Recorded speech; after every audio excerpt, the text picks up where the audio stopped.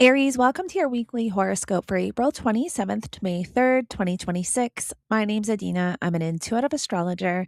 Aries, this week is layered. It's not loud in the way last week may have been, but it is deeply strategic, emotionally revealing, and mentally activating.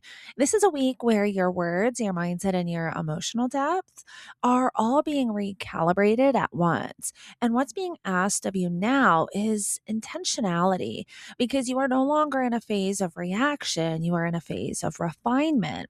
Now, on April 28th, we have Venus in Gemini forming a trine to Pluto in Aquarius. This is activating your third house of communication, mindset, and daily interactions, and your 11th house of community, friendships, social circles, and future goals. This is a powerful alignment between your voice and your network. Now, this can be extremely influential.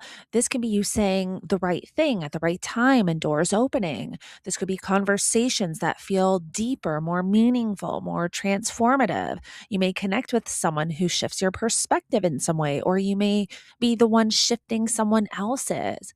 This is strategic communication. This is where your words carry weight in your environment. Now, you do have to watch for manipulation with this energy or saying what you think others want to hear instead of what's true, or even overanalyzing conversations and trying to control the outcomes. You don't need to control the narrative. You need to be honest within it because Pluto will always reveal what's underneath the surface. Then we get to April 29th, and we have Venus and Gemini forming a T square to the lunar nodes. We have the South Node in your sixth house of work, routine, and habits. And then we have the North Node in your 12th house of healing, rest, and surrender. So this is actually a karmic crossroads. There could be tension building here between what you're used to doing every day and what your soul is asking you to release. Something may be really coming up to your awareness at this time. This could be you recognizing patterns in your routine, your mindset, or your communication that are no longer aligned with your growth. You may realize that you've been overworking, overthinking, or over explaining, trying to control outcomes instead of allowing space. The North Node in your 12th house is asking you to surrender, to trust the process, to let go of the need to constantly do in order to feel safe. You do have to watch for anxiety and restlessness at this time, feeling like you can't slow down or everything will fall apart. This is where you need to kind of check in with yourself because burnout is not productivity and control is not stability. You need to create space this week, space to think, space to feel, space to not have all the answers. Then we get to May 1st, and this is the emotional peak of the week because we have our full moon in Scorpio activating your eighth house of shared resources, intimacy, transformation, emotional depth. This is not surface level energy. This is where something comes to light, something emotional, financial, or energetic that requires your attention. This could be a release of some kind. This could be you letting go of emotional attachments, financial entanglements, or even patterns of control that have been weighing on you. This could be a realization about a relationship or even a breakthrough in your healing process or clarity around shared resources. This is transformation of some kind, but you do have to watch for emotional intensity or power struggles or the fear of letting go. You may feel like something is ending or shifting in a way that feels really uncomfortable.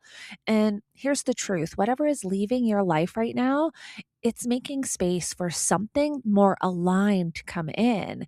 And you need to trust that process. Then, also on that same day, we have Venus in your third house forming a sextile to Saturn in your first house, the house of identity and self. This could be very grounding emotionally. This is where you bring maturity to your communication. This is emotional intelligence. This is you expressing yourself clearly, setting boundaries, and having conversations that are honest but grounded. This is where you take responsibility for your voice. You do have to be careful of shutting down, withholding, or being too guarded out of fear. You don't need to protect yourself by avoiding expression because you protect yourself by expressing with clarity and intention. Then we get to May 2nd, and we have Mercury moving into Taurus. This is activating your second house of money, self worth, and personal resources.